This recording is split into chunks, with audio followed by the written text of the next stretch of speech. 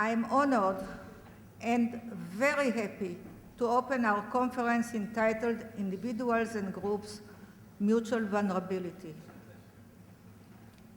For the first time in Israel, 3 organizations from different philosophical, theoretical, and clinical disciplines in the world of psychotherapy are gathered together in order to engage in a dialogue and even multilogue about their approaches to clinical work. The Israeli Institute of Group Analysis and I have been influenced in our initiation of this conference by 3 major factors. First of all, mutuality, which is the spirit of the book of our guest of honor, Professor Aron.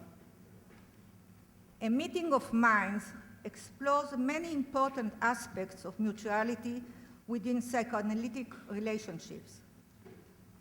The spirit of this book influenced our recognition of the need to form similar relationships between group analysis and the other psychoanalytical disciplines and organizations, both here and around the world. May the spirit of the book inspire this conference and the future mutual relationships among these disciplines and organizations. Incidentally, the first edition of a meeting of minds in Hebrew called Hamifgash will be launched today.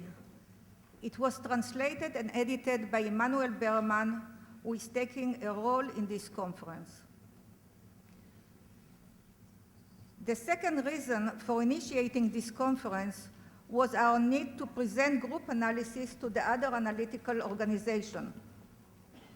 Although we all have in common our appreciation of intersubjectivity and variety of relational orientations, there has long been a tremendous lack of knowledge in the psychoanalytic world about the nature and value of group analysis as a therapeutic tool for the treatment of individual clients and patients. As a result, group analysis is almost avoided and often regarded as merely an adjunct or complement to individual therapy. In the analytic journals like PEP and others, the name of Fuchs, the father of intersubjective and relational orientation in group work, is hardly ever mentioned. And there are no quotations from journals like Group Analysis, Group, and International of Group Psychotherapy in those journals. The third reason is the need to dialogue about the broad meaning of group analysis, the very base on which we all developed as therapists. This base made me see each and all of you here in the audience this morning in the context of multiple frame of reference. Most of us here are individual therapists, but at the same time, there are many groups in each one of us. We also represent and personify many membership and reference groups. As Fuchs said, and I quote, "The group mind is nested in the individual man from the very beginning of his life. And the mind is not the private possession of the individual, but consists of interacting processes between a number of closely linked persons who are commonly called a group. The mind is, in a sense, the interacting processes of themselves." This is really not so different from what Stephen Mitchell said about 40 years later. The person is comprehensible only within the tapestry of relationships, past and present.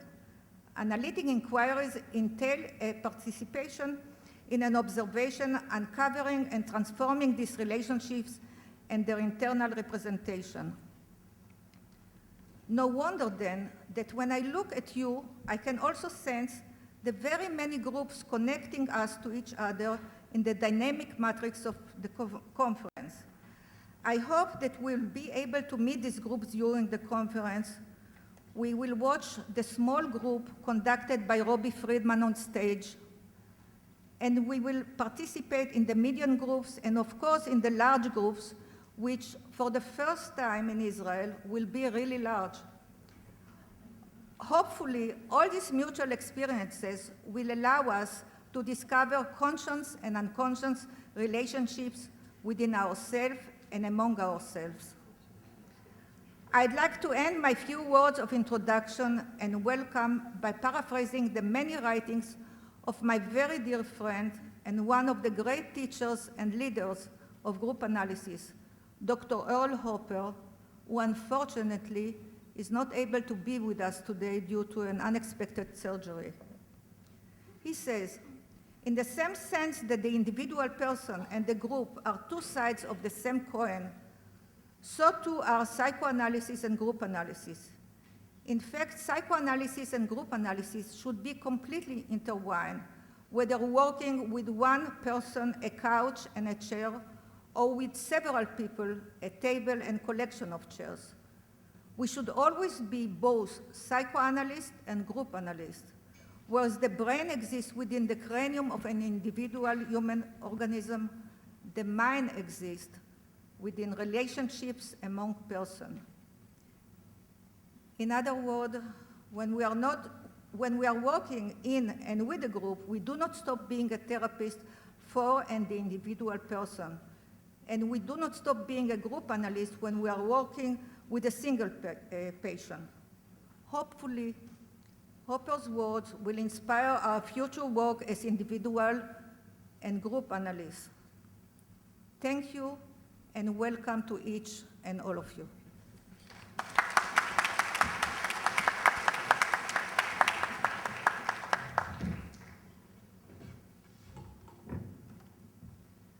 Good morning, my name is Sharon Ziv Beyman. Dear friends and colleagues, on behalf of the Israeli Forum for Relational Psychoanalysis and Psychotherapy, the Israeli chapter of YARP, I am honored and excited to open this unique conference. This conference, Individuals and Groups, Mutual Vulnerability, is a professional and intellectual celebration, as well as a tremendous professional and social challenge. We celebrate the honor of hosting Professor Aron and the opportunity to develop with him a creative discussion concerning core and urgent issues which psychoanalysis must deal with as part of its ongoing development and never-ending struggle to stay and to become relevant to the current social and professional context as much as possible. As Pnina has just mentioned, we celebrate the publication of the Hebrew translation of Aron's seminal book, A Meeting of Minds, as part of the psychoanalysis book collection of Amoved Press. This groundbreaking book was translated into Hebrew by Fatih Tan Persico and edited by Professor Immanuel Berman. We also celebrate the publication of Aron and Karen Starr's new book, Psychotherapy for the People, Towards a Progressive Psychoanalysis, which will be discussed thoroughly during this conference. The book excels in challenging psychoanalytic thought and practice, in analyzing the past and present of the psychoanalytic school and its social and historical context. The book strives to describe and to promote the current interactive developments of psychoanalysis as theory and practice through scrutinizing its contextual impasses. The two books are available at the bookstore at the auditorium lobby. We are here to celebrate our unique endeavor, meeting together relational therapists and analysts, group leaders and analysts, and integrative psychotherapists to think and to create together. But together with celebrating, this conference is determined to confront major challenges, to examine the extent to which our ideas and techniques operate as an armor that often serves to maintain social binaries, social classes, and social conflicts, to reflect on our personal and collective tendency to use our theories and therapeutic work in order to avoid confronting our personal and collective vulnerabilities, as well as to protect our need for security, stability, and power, all the while tending to regard ourselves as relatively open and reciprocal, and to examine the necessity of entering, together with the patient, into unknown and uncomfortable zones of mutual vulnerabilities, a process that requires us many times to challenge the theoretical and clinical comfort zones that protect our values, individualism, for instance, our social class, and our power as individuals and groups. These comfort zones are expressed inter alia in our techniques and our assumption on mental health and development. We believe that the decision to cope with these anxiety-evoking processes of daring to question our practice, to step out of our comfort zones, and to be willing to be exposed to mutual and personal vulnerabilities will be greatly facilitated and enriched by constructing this conference as a meeting of minds between individual therapists and group therapists, between psychodynamic and integrative thought, and as a complex of theoretical, clinical, and experiential components. I would like to thank Emmanuel Berman and Pnina Rappaport for the initiation of the idea for this conference, to thank Professor Aron for his participation and contribution to this conference, to express deep appreciation to all the presenters, discussants, moderators, and group leaders, and their investment and engagement, to thank our partners from the Israeli Institute for Group Analysis and the New School of Psychotherapy for the unique collaborative work on this rich and multi-channeled conference, to thank the scientific and organizing committees of the three organizations that cooperated to create this conference and managed to overcome inevitable organizational vulnerabilities.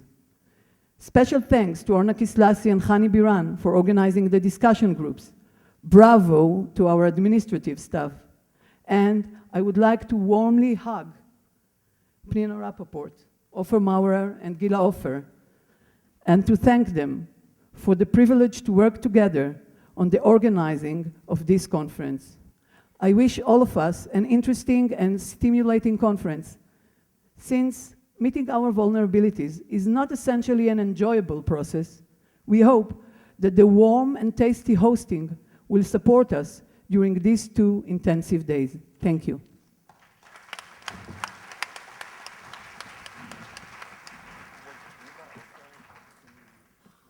So, welcome, dear Professor Aron, dear friends and colleagues. I want to welcome you to our conference. I'm personally delighted and excited to be here with you today. So, what does allowing yourself to enter a space of mutual vulnerability actually entail? By coming to this conference today, each and every one of us took a step into a mutual space of vulnerability and embraced this opportunity to learn. We came here today maybe hoping to discover something we didn't know before, maybe hoping to be able to think about things we already know, but in a different way.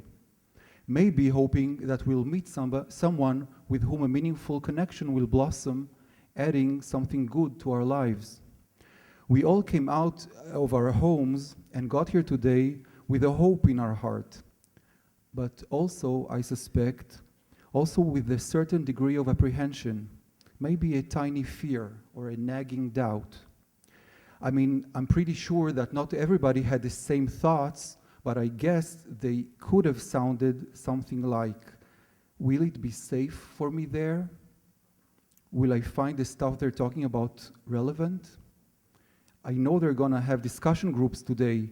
Will I dare to speak up my mind? Will they like what I have to say? Will they think I'm stupid or embarrassing or shallow or just downright crazy? Are they going to be nice people? Will I come back home happy or sad? And also, will I like the food? So today's conference, as you already know, is the product of a joint collaboration between 3 organizations: the Israeli Institute for Group Analysis, the Israeli Forum for Relational Psychoanalysis and Psychotherapy, and the New School for Psychotherapy. Now let me tell you something, collaboration is not an easy task. I counted more than 680 emails that were exchanged in the making of this conference just between us and the organizing committee. I counted endless hours of discussing together, planning together, fighting together, eating together, and writing together. We didn't go to sleep together though, but all the rest was really like getting married and having to start raising a huge big family right from day one. I'd like to thank our office team that did an amazing job handling endless problems and helped us make this conference come true. I'd like to thank my dear colleagues, Dr. Plina Rapaport, Dr. Gila Ofer, and my dear friend, Dr. Sharon Ziv Beyman, for making this conference become a reality. Also, a warm thank you to my friends and colleagues at the board of the New School of Psychotherapy and my friends at the Relational Forums board, friends with whom it is not as scary to allow myself to be vulnerable with. I hope you all have a wonderful and exciting time with us, both today and tomorrow. Have a great day.